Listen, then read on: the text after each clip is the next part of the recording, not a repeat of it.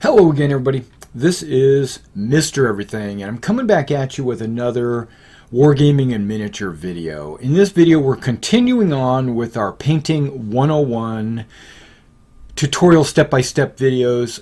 This is episode 5, choosing the right colors. Okay, now, you notice I didn't say choosing the right paints.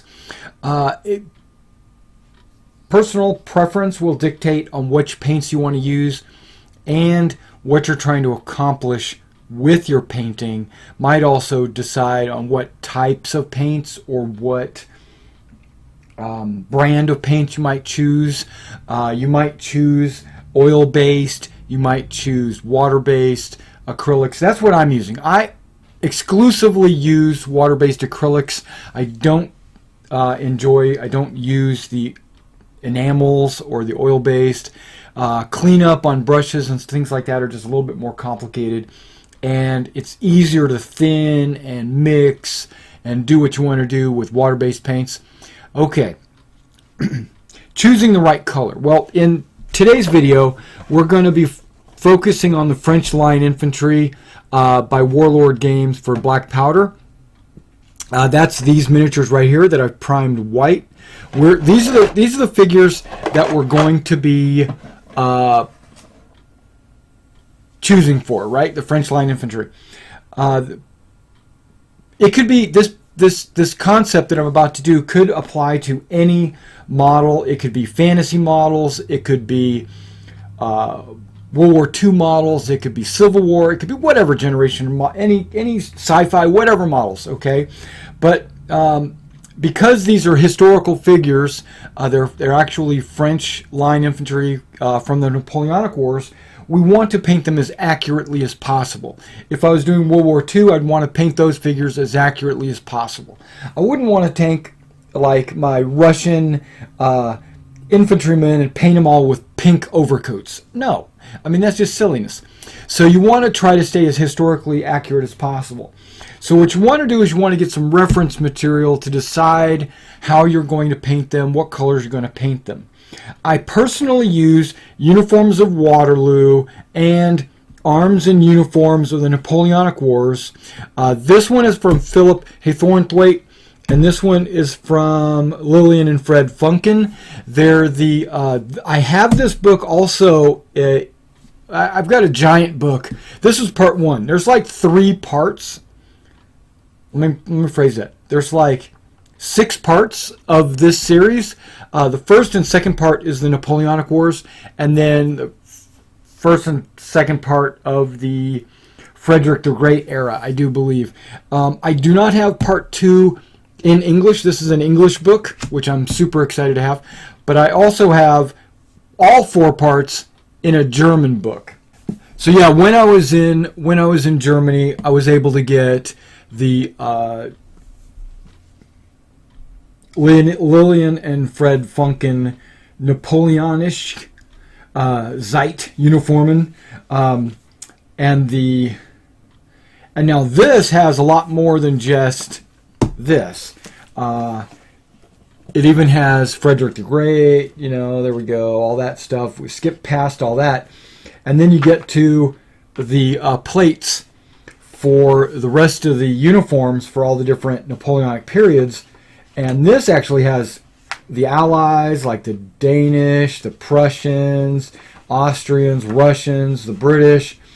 It even goes into, I think, like Nassau and all that other stuff. But you would just have to kind of translate it. Unless you're German, of course, then you could read it straight up. But this book was super awesome. I bought this book when I went to a museum in Berlin, and I noticed this book on the shelf, and I just had to buy it. I'm not going to use that one today, though. Okay, so in these books, you're going to have color ideas and like this one's just full of plates, and then it talks about the uniforms that you see and why the guy has what he has. Like there's Brunswick and Dutch Belgians and British, and this is a great book for the type of Napoleonic warfare that I'm doing. I'm doing like Waterloo campaign, but I probably will do Peninsula too. But yeah, that's a great book. And then this, of course, is a great book too. Now, okay, having said all that, I pretty much already know what colors I need based on what I played Napoleonic since before I was a baby. Okay. Plus, you can take a lot of reference from the artwork on the box. You could use that as a reference. You can use their miniature figures that they've got already pre-painted. You can use that as a reference. You can just copy. That's because the uniforms are correct. Yeah. So. And you got a little booklet here that talks about who the French line infantry were, how the grenadiers were different than the voltigeurs and different from the front line guys. So you can use this as reference as well. That's very convenient in the box. Okay, let's start talking about choosing your colors. Okay, so now while choosing your colors, there's a couple of things you need to have in the back of your mind. One thing is, what color did you prime the figures? Because you might have primed them gray, you might have primed them black, you might have primed them white. There's even like an old rust brown color primer back. I remember back in the 80s, I had some figures primed with this red primer. So depending on what color you prime it, and I strongly recommend black or white as an alternative. Okay, ignoring the whole gray and brown. So you got to keep that in your head. If I've got my models primed white, I know that all of my colors that I put on these figures are going to be brighter. They're going to be more true colors, and they're not going to be dark and dingy, okay? So knowing this, that's in the back of my mind when I choose my colors. I've got to know that. Also, you have to know if you're going to dip them. I plan on dipping. Dipping's my 8th step. So when I dip the model, that's going to draw the colors darker. Guess what? So the black primer would make it even darker because I would have black, dark, the paints would be dark, and then the dip would make it even darker. But with the white primer, the true colors, and the dark dip, it's actually going to balance itself out. Hopefully. We'll see. We'll see when I get done painting. We're in the finishing touches, and we'll have to evaluate that. That's what you'll do to me. You'll evaluate my painting. Okay.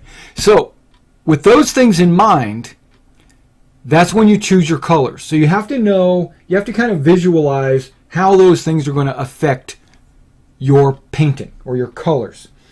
Okay. The first thing that I like to start with, and it's actually how I usually start painting my models, is usually with flesh. So whether you're an elf, a dwarf, a human, a vampire, whatever you are, I usually paint the flesh tones first. And then so I have, as you can see down on my floor here, I've got a variety of different paint styles, brands, colors, consistencies. Here is something called skin tone. Here is something called base skin tone. Then there's something called medium flesh tone. There's an old color here from Reaper, and it's called Caucasian. Isn't that being a little...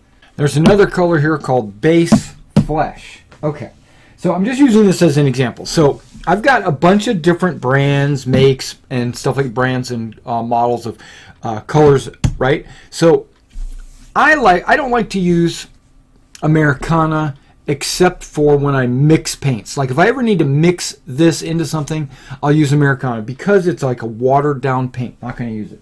This bottle is been dried up for about 20 years. So now I'm down to my Vallejo and my folk art.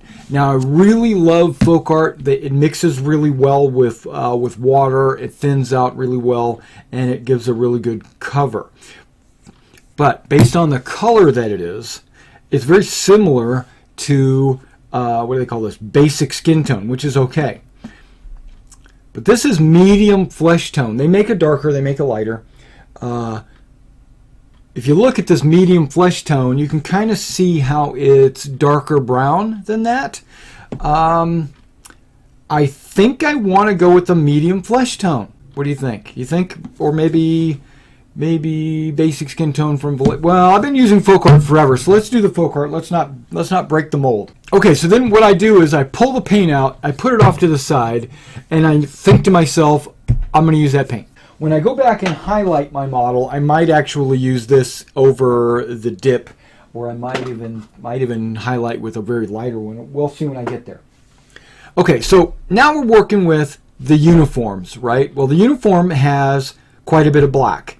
It has the black shako, black ammo cases, black boots, because these guys actually have knee-high boots. So, okay, so I use, guess what? Folk art, pure black. Now, if I wanted to later go in and I'm thinking to myself, if I ever need to highlight or bring out some shadowing of my black, then I will highlight with a charcoal gray. So I'm going to go with like a charcoal gray as a highlight if I need it. Okay.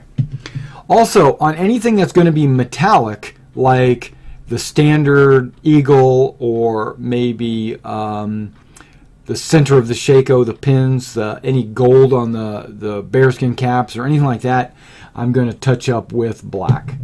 The rifles, the barrels of the rifles, things like, or the muskets, going to be black before I go in with the metallics. Speaking of which, the metallics. I have a gunmetal gray that I'm going to use for, or gunmetal, gray, for the barrels. Sometimes I'll hit them with silver to highlight them just to bring out the shine even more, but we'll hold off on that, deciding if I do that later. Okay, and I've got pure gold for all the gold highlights and tints that I need to use. Looking at the design on these models, you know that a lot of it is white. Guess what? They're primed white. Not going to mess with that. The dip should cause the white to be a little dingy, more dingy than what you see on the picture here. So what I will wind up doing is usually going back over the white with a very light dry brush or a very light brush, and I'll probably use a color like antique white or maybe a wicker white. Okay, so I'll do that to highlight the white after I dip it, because the dip will actually make it look dingy. I'm thinking ahead. Plus the white straps will probably be the wicker white. I'm not going with like a magnolia or a pure white, because then it would look too clean, and I don't want it to look exactly too clean. Okay, now the French have their collars and their cuffs and their turnbacks tend to be red. So what I need is, so on the reds, I'll use either a lipstick or an engine red. Engine's a lot darker. I probably won't use that. I'll probably use the lipstick red to touch up the cuffs, the collars, the plumes that are on the grenadiers, and maybe the grenadiers will have some epaulettes, shoulders, and those will be red as well. Speaking of epaulettes and plumes, the Voltigeurs usually have green or yellow, or a combination of green and yellow, either like the top part be yellow or the top part be green. So I will use sunny yellow and clover green. These are the colors that I plan to use for my Voltigeurs epaulettes and their plumes and their cords. I know I'm building up a pile of paints here, aren't I? Okay, but that's okay. You got to choose your colors first. This is something that I do innately, or as I paint, I just pull out the right colors and I paint. But sometimes I like to plan ahead and get all the paints that I need, and then I will be ready to paint. I'll just go one color at a time until I get them all painted. So what else would I need? A few of these shakos actually have covers. You might not notice this. Okay, you can't really see it on the big picture here. Doesn't really show it. But when you're looking at the figures, you see that shako right there. You might not be able to see it. I might not focus in properly. But you can see that shako right there. It actually has a leather coat or cover. It's basically to keep it dry in the rain. And that would be kind of a darker leathery brown color. So I'm going to use teddy bear tan on that covers, on all the covers. Whenever there's a cover, it doesn't. Now they're not all exactly the same color. Sometimes they're black, sometimes they're brown, sometimes they're tan. But I'm just going to do tan. Is there a color I'm missing? Okay, so the drum actually will be yellow as well. The drum itself will be yellow with white strappage. Okay, the wood on the muskets. Right, didn't think about that. Wood on the muskets. Okay, so I'm going to use raw sienna. It's kind of a darker brown, but it's kind of it's got kind of a unique look to it. It's not brown. It's got like a little bit of yellow or something in it. It's kind of, I don't know. It's a beautiful color in my opinion. I don't know what it is about this raw sienna, but I'm going to use raw sienna for the muskets, for the anything wood like the drumsticks. I'm going to use the raw sienna for the guidons, any poles. I would also use it for spears or bows or any like axe handles or anything like that. That's the color that I would use, the raw sienna. Okay, now in the French army, the primary uniform color is blue. So we're going to pick a good blue that equates to what I think the French uniforms should look like. I have a ton of blues. Now this is probably the most important choice on your French figures. It could be, it could be which green are you going to use on your Russians, or which browns are you going to use on your British, or whatever. It's the primary color of the uniform, so make that your most primary choice. Alright, so now with blue being your most important color on your uniform, I went ahead and selected a variety of blues, and I'm not going to use the light blue that I got over here that I'm going to use for the plumes. I do have a selection of blues here. Now you got dark blue, flat blue. This is another light blue, not going to use that one. We already know we're not using that. And then I've got a Prussian blue. That seems like it's a little dark. And because the Prussians also wore a blue uniform, but theirs was almost a black. So you don't want this super dark. There's cobalt, there's true blue, and then there's Signar blue, and that's also Signar blue. It's just, really got two Signar blues, and they're both open. Oh, this is the base coat of Signar blue, and this is the highlight coat of Signar blue. Okay, sorry. Okay, so I'm not going to use the Prussian blue. Seems to be a little bit too dark. Okay. The true blue seems like it's okay, but I don't feel like it's light enough. I want it to be a little bit lighter. But remember, I'm going to be watering it down, and I'm going to be putting it on white. See, I'm thinking my thought process. And because of that, it's going to lighten it up, and the creases are going to be darker because that's where the paint is going to settle.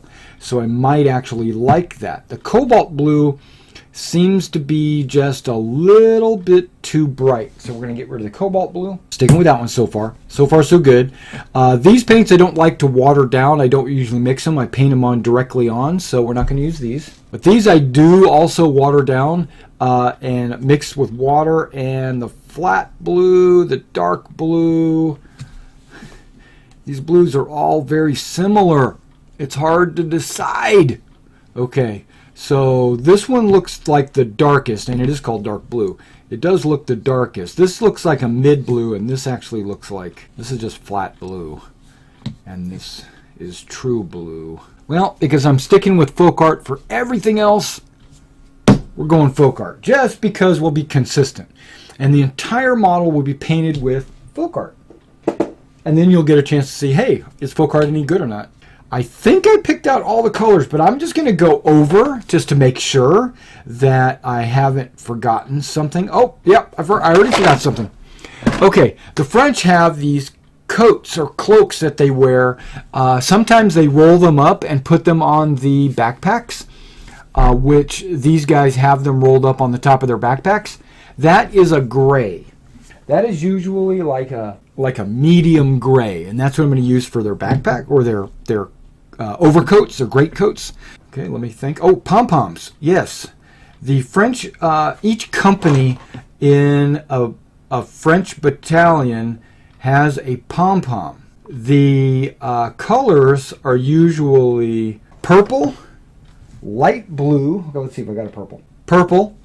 And I wanted to go with a lighter purple, more like a, what do they call this? Neon purple. Okay, that might not be.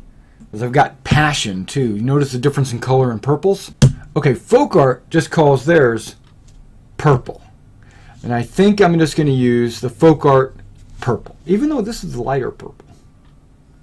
I don't know. I'm just going to go with purple. One is purple, one is baby blue, or kind of a lighter blue.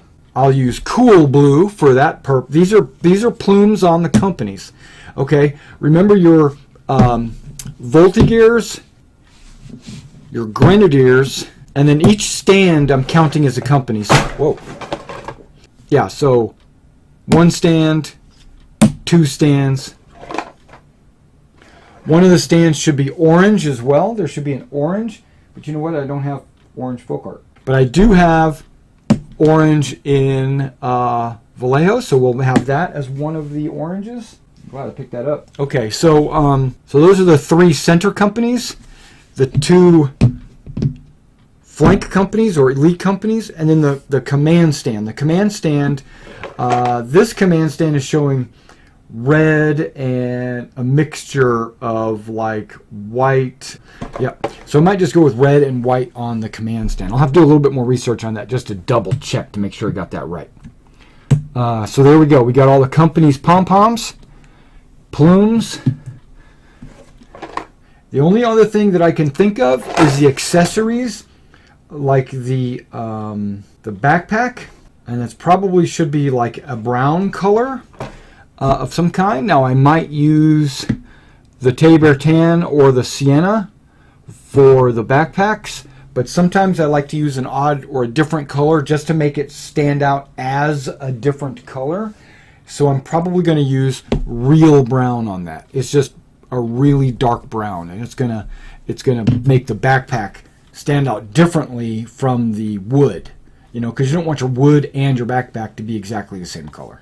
Now there is a technique for painting like beards and things like that, and I do believe that that could fall into any of those colors there. Okay, so we went ahead and chose all the colors. Notice how I'm not talking about choosing paints, even though I pretty much did in the process, but that was because of my collection. Now I didn't say go out and get this specific color or go out and get this. I wanted you to see my thought process of how I choose the colors to do my painting. Okay, let me go ahead and end this video real quick. Thank you for coming out and checking out this video. Catch you next time.